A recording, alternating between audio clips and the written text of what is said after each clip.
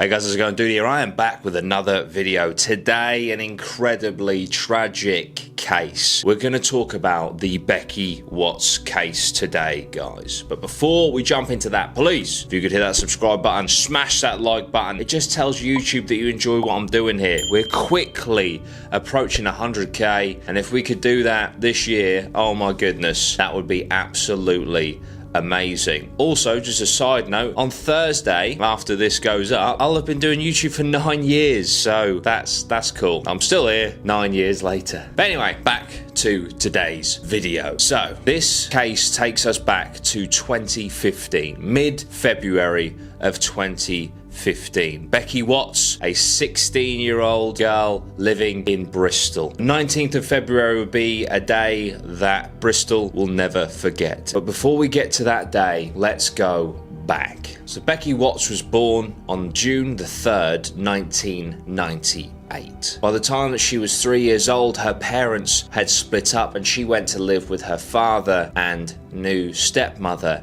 Angie. Angie had a son of her own, Nathan, who was 12 years older than Becky. Growing up, Nathan always seemed to have odd resentment towards Becky. He claims because of how Becky was rude to her parents. However, those that loved Becky claimed that it was a jealousy issue, her getting attention above him, even though he was, as I said, so many years older and already pretty much an adult by the time Becky, as a toddler, came into his life. But Nathan is a character that we will delve deeper into later in this case. Becky didn't always have it easy growing up, and in school she was bullied for her weight, which made her develop anorexia. She really did struggle to cope with the pressures of school and those around her being mean, which led to her dropping out of high school. She was described by her father as a shy and timid girl with social anxiety, the sort of girl that,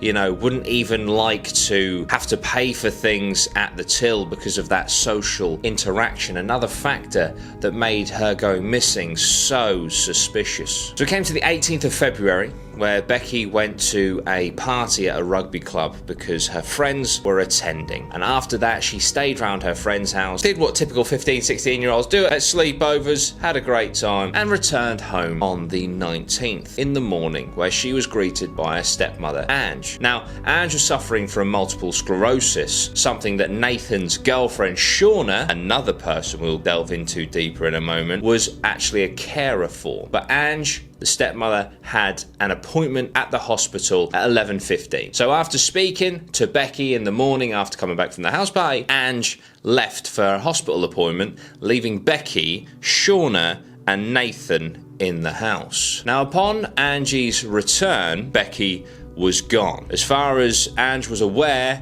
Shauna and Nathan told her that all they heard was the door slam, and that was the last that anyone heard or saw Becky. After a while, due to, you know, her social anxiety and things like that, and it just being so out of character for Becky, of course, suspicions started to rise, worries started to rise, and they really started to be concerned with where she was because she wasn't answering her phone. It was going through to voicemail all the time. But the final nail in the coffin, which led to almost full-blown panic, was when her friends came asking where Becky was, because they hadn't heard from her. And the parents were thinking, well, if she's going to be anywhere, she's going to be with her friends. The fact her friends are looking for her, she's not with her friends, she's not with her boyfriend. Oh no, where is she? So the following day, they call the police and report her missing. And of course, the police get straight to work on the missing persons case. So I just want to say to Becky, you're not in any trouble. We're all concerned about your well-being.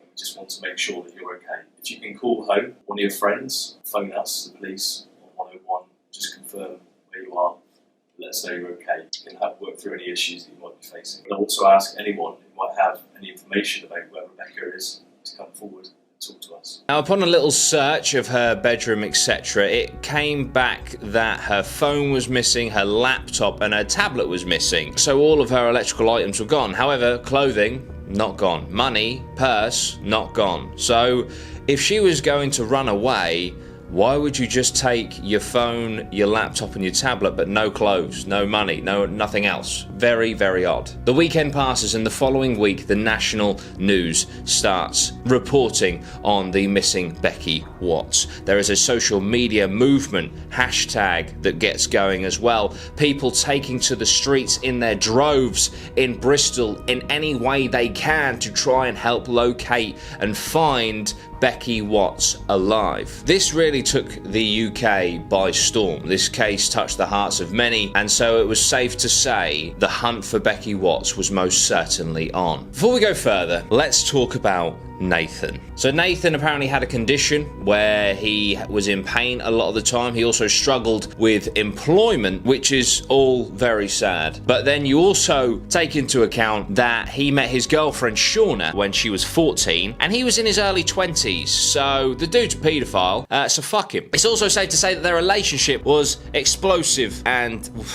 well, we'll get into later just how different. They lived together, and like I said, Shauna actually went on to become Angie's carer. Also, you know when I said that Becky Watts sadly suffered from anorexia because she was bullied by people at school? Yeah, she was also bullied by Nathan, who would consistently call her fat, etc., even when she was in the depths of suffering from anorexia. Bearing in mind, this dude was in his early 20s when this girl was just hitting her teens. How insecure do you have to be to bully a child? So that is Nathan and Shauna, his girlfriend. So safe to say, the police naturally turned their attention to the family. They started to note that Nathan was being a bit evasive when it came to just asking the guy for an interview. Shauna, kind of the same. Now, were they buying time to get their story straight? We'll never know. But when it came to them actually being interviewed, it's safe to say that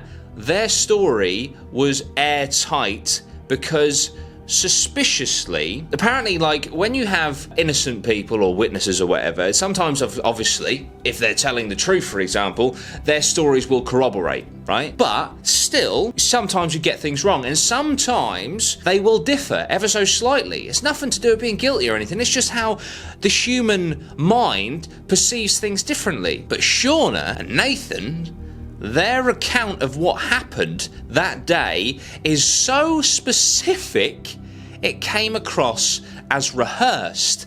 Now, what do innocent people not need to do? Get their story straight. Let's hear from Shauna, her account of what happened that day. I think we got there about 11ish. The door was locked, so obviously we used the key from underneath the recycling bin. Got in, heard music upstairs. Assuming Becky had been in then. I went into the kitchen to get a cigarette and went to go outside to have a cigarette. My daughter started whinging because she wanted to come out with me, so I took her down to the garden to help feed the rabbit while I had a cigarette. Probably was about 15-20 minutes. Then we came back up. I went into the kitchen, get a drink, I think I was, and washed my hands. Then I heard the front door slam. Carried on washing my hands, went into the living room, and then I think it wasn't until a lot later on that Angie asked me if Becky had gone out, and I said, yeah, I heard the door go. She must have gone out earlier. Really kind of like, oh, what was that? It was just the door, so Becky would have gone out. So it's safe to say that the two were incredibly suspicious. However, other than just having an inkling that, might be them two, the police had no evidence, so they carried on with their investigations and they went back to the house, and this is when they found blood on the doorframe of Becky's room, as well as a fingerprint inside the blood. Now, they didn't know whose blood it was, and they didn't know initially whose fingerprint it was, because obviously they needed to be analysed. However, the fingerprint result came back, and I will give you one guess. Let's face it, you've got a 50-50 chance of getting this right as to whose fingerprint it was. Ding, ding, ding. You're absolutely correct. It was Nathan's. And the blood came back, sadly, as Becky's. So they've certainly got Nathan pinned there. So they arrest both Nathan and Shauna for kidnapping, because obviously they don't have any proof that, and hope that, Becky is not dead. They also don't actually reveal to Nathan that they have his fingerprint. They don't actually give him all that much evidence, because there's some techniques. I was watching the ITV documentary on this case, and the actual detective was saying about the techniques that they use, and they kind of came to the conclusion that with these two, they didn't want to give them too much of the information. They just wanted them to talk themselves and wonder, what evidence have they found? What have I got to try and explain here, you know, to get myself out of this? And that will hopefully make them trip up and or make them confess, because the pressure will just get too much and they'll be like, fuck this, I'm out. One of the most disturbing things that I saw when researching this case, which I'm going to show you now, it's not like graphic or anything, it's just, you know, when you were a kid, yeah, and, oh, this might just be me, when you tell a fib as a kid, yeah, and you couldn't help but smile.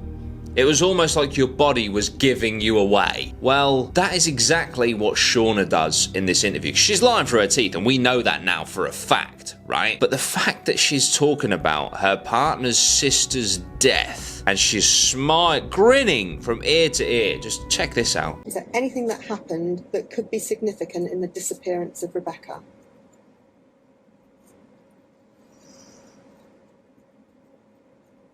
No.